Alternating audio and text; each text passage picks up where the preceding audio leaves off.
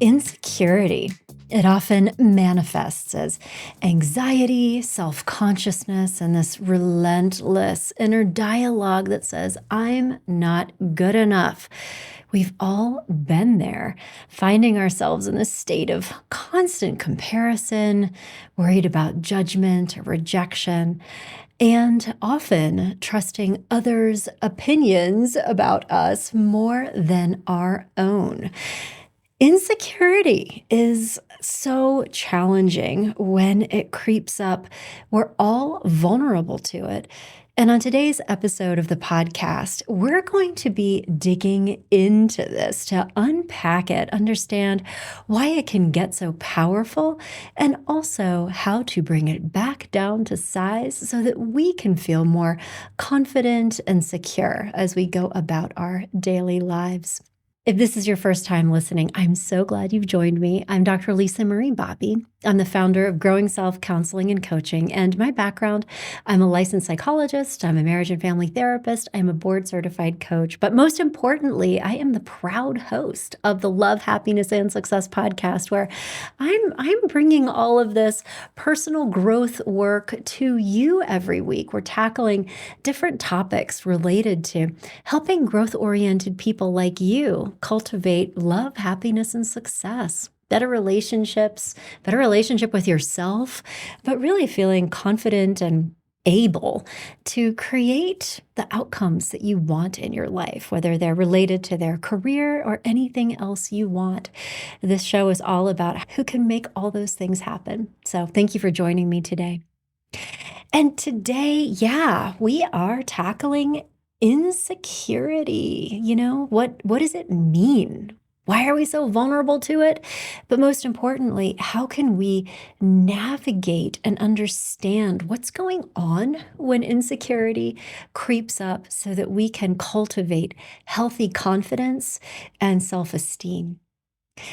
So, one of the most important things I have learned on the subject of insecurity, which I, of course, have struggled with personally, as have, virtually every one of my clients that I've worked with over the years, mostly, because, it's so ubiquitous. We all have those moments, right?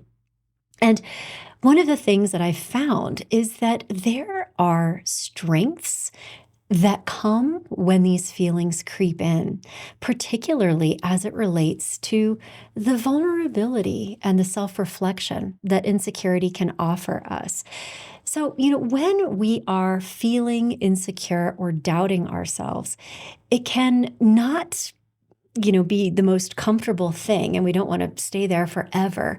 But it can also afford us a really powerful opportunity for self-reflection and a chance to dig into this growth mindset. It can also help us be receptive to feedback and to be thinking about who we are now and who we want to be. When we feel uncertain about ourselves, in a healthy sense, it can encourage us to consider how our actions do impact outcomes. It can help us take responsibility, appreciate the wisdom of other people, and even cultivate a healthy humility. So I think it would be a mistake to, just like any other dark emotion, label feeling insecure as this monolithically bad, negative thing that we want to immediately and automatically push away.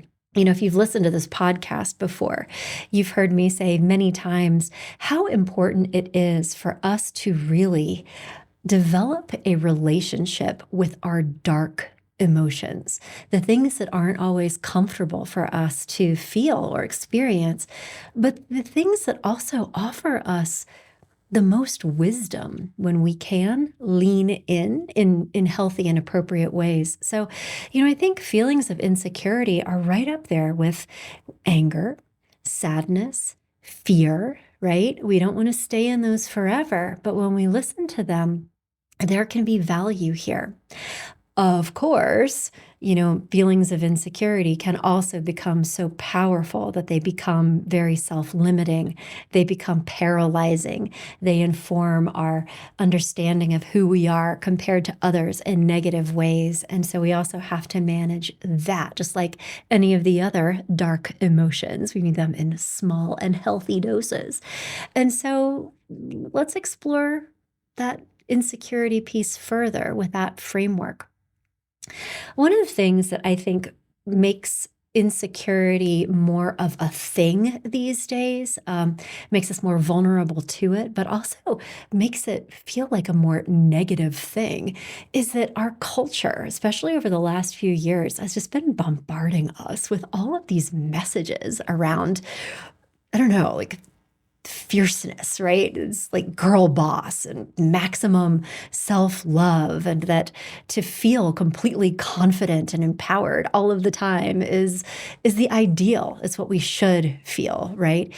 And when we buy into those messages about what we should be, how we should feel, it doesn't leave a lot of room for the nuances of insecurity, these little pieces that can be quite valuable for us. And so it's important, I think, to understand the dynamic here again between this confidence and empowerment and feeling secure and sure of yourself, and also feeling some healthy self doubt, feeling what do I have to learn here? Being in touch with your values and your aspirations, because of maybe feeling like you want more than you have. Remember that growth often comes from feelings of dissatisfaction with things as they are. It is when we feel that there's a gap between where we are now and where we want to be that is the engine of growth. And so feelings of insecurity or self-doubt can be one of those whispering voices that says to us, is this all for me? Do I want more? Do I look at other people or what they've been able to achieve with genuine admiration? And does that inform me about more of what I want to experience in my own life? So we need to be cautious to not view any of these things as inherently all negative or all positive. To have no insecurity veers into narcissism, and it limits growth. It stops us from thinking in a positive and reflective way. Where do I want to go next, right? But the challenge here is really in finding balance because, as we all know, being overwhelmed by insecurities that are getting to the point where they're unproductive, this constant self-comparison or feeling like you're not quite as good enough as other people, this can be really paralyzing. And it can also be damaging to our relationships. It can damage our resilience, and it can make us very, I think, externally focused. We become dependent on the good opinions of others to tell us that we're good enough when we're not able to feel that way from within ourselves. So we want to stay out of that corner, right? While also, lacking any humility or lacking the ability to be self-reflective can lead to its own set of problems. And so our goal is to use our insecurities as a map towards growth, the same way we do with things like anger, grief, fear. Any of these dark emotions are doorways into deep growth work that is oftentimes inaccessible to all of us when we're just bopping around, right? Enjoying our lives. But the other thing, too, is that ironically, especially in this culture that's telling us that we should be secure, we should be fully confident and empowered, we can start beating ourselves up for being too insecure, right? Why do I feel the way that I do? There's something wrong with me for not feeling more confident or certain or in control of every situation. And this just perpetuates this cycle.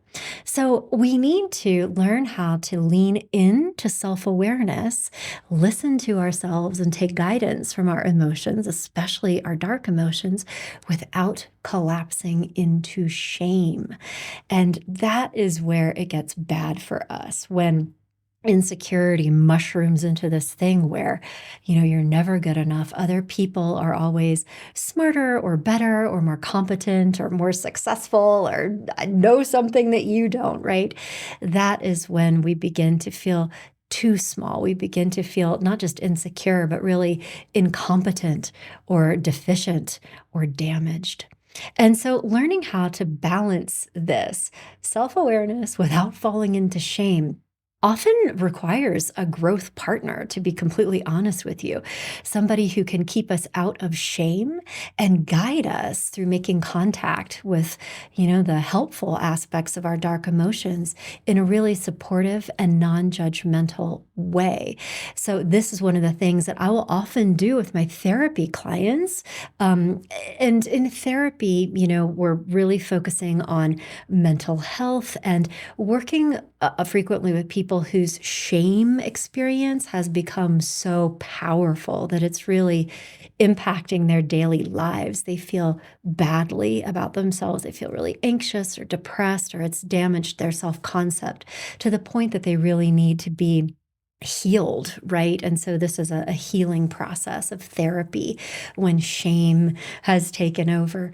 But also, with coaching, when I serve as a coach, I also oftentimes discuss and help my clients work on feelings of insecurity to, in a more nuanced way, I think, help them use this experience to understand what their feelings of insecurity is suggesting to them as really helpful and informed things to be thinking about further, versus what are unhelpful mindsets and ways of thinking that are actually growing into obstacles that are making it harder for them to feel like they're able to attain what they want or do the things required to create different outcomes for themselves. It's really the ability to do that is frequently based on your identity, and harboring a unhelpful sense of being less than will always get in the way of that.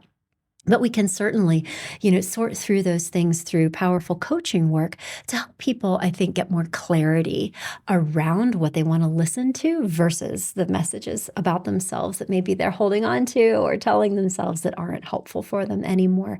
That can be a really important part of the work, too. But the reason why it can be so helpful to have a growth partner with these things is because it's difficult to sort through. And I think it's also so important to have feedback and encouragement. So, for example, I work with a coach and I love it so much because there are oftentimes moments where I will be struggling with exactly what we're talking about today. I could say to myself, I don't know what I'm doing when it comes to solving this problem or figuring something out. And in those moments, my coach is so helpful because he says, are you sure? I think you know more than maybe you think you know, and challenges me to tap into that. I do. But why do I question myself in these moments? Why is my default assumption that I don't know something, right?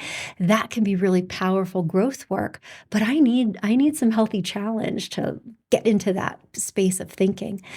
At the same time, working with my coach, I can also bump into things where it is a genuine learning opportunity for me, that I am being faced with some situation in my life where I really legitimately have not yet learned how to do what is required of me to get into a different place. And so when I feel insecure, that's that voice inside of me saying, you have some things to learn here. And my coach will support that and then put some things in front of me like, yeah, read this book, or here's a process that you could practice next time that would help you get a different result. But again, that feels very empowering, and it is not in a shameful place. It's very much linked to a growth mindset of this. Yeah, you know what? My insecurity is giving me this information. Like, yeah, I do need to work on this. And the growth mindset says, and when I do work on this, I can make improvements and get better outcomes than the ones that I'm getting right now. So it's all very positive, but I think it requires that challenge and also that support, because sometimes, with insecurity, at least in my experience, and really that with my clients as well, we don't know what we don't know. So insecurity is saying, I have something to learn here, but knowing exactly what that is, like what could I do differently in this moment, so it really does require a coach, like a golf coach, like, hold the club this way and try swinging it, and you'll get a better result. So I think that that can be important. I think that that's one of the reasons why sometimes people can feel overwhelmed by insecurity or have insecurity become very powerful, is when they know or sense that they do have things to learn, so that that challenge is there, right? But they don't really have the guidance around, but what should I do differently instead? If that part of the equation isn't there, it's very easy for it to fall into, well, there must be something wrong with me, intrinsically and fundamentally wrong with me. Otherwise, I would be able to figure this out or know how to be, right? And that isn't true. That is a false narrative. So I hope that those are some ideas that help you sort through this yourself the next time insecurity bubbles up.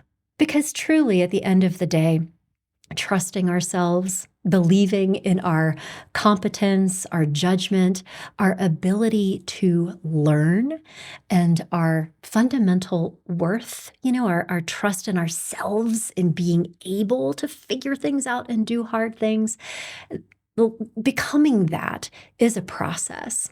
And I think it's earned over time. We have to experience ourselves as growing through challenging things in order to appreciate just how strong we really are.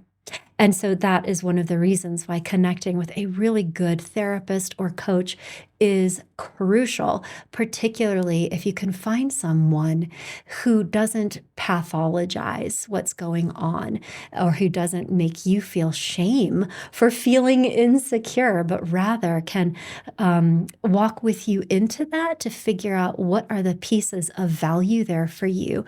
Where are opportunities for growth versus what are mindsets or core beliefs that are really not helpful for you anymore? And so, some of the things, just to give you a little head start on this work, that I do with my clients, is really unpacking some of the history of it. So when it comes to feelings of insecurity, what is the yardstick that you're measuring yourself with? Is, your own yardstick, or comparing yourself to others?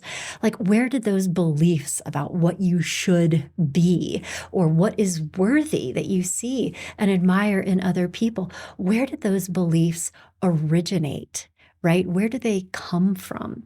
Are those beliefs even things that we agree with anymore? Maybe they were things that we were taught as children, that we were handed, right, as a guidebook of how to be, but that as we actually reflect on those as adults, aren't true for who we are now. And so that's one really important piece of this, is just figuring out where the worthiness metrics come from and whether or not those are true for us. But if they are true for us and we sense opportunities for growth, that turns into a really legitimate opportunity for us.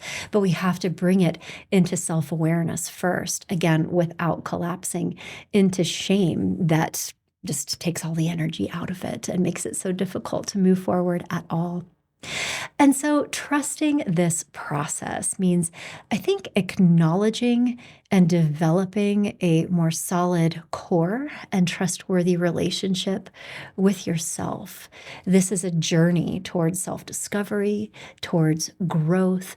And again, it's so valuable to have a really competent growth partner to help you do this work, to navigate the complexities of insecurity productively without pushing it all away or feeling bad for feeling insecure sometimes, to be reflective and develop your feelings of confidence and competence.